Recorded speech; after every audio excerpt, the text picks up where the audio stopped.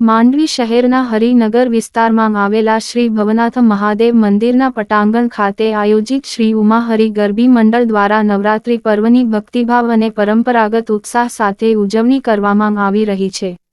નવરાત્રિની પ્રાચીન પરંપરાને જાળવી રાખીને દરરોજ રાત્રે કાર્યક્રમનો પ્રારંભ માતાજીની સ્તુતિ અને ત્યારબાદ મહિલા મંડળ દ્વારા થાળ ગાઈને થાય છે।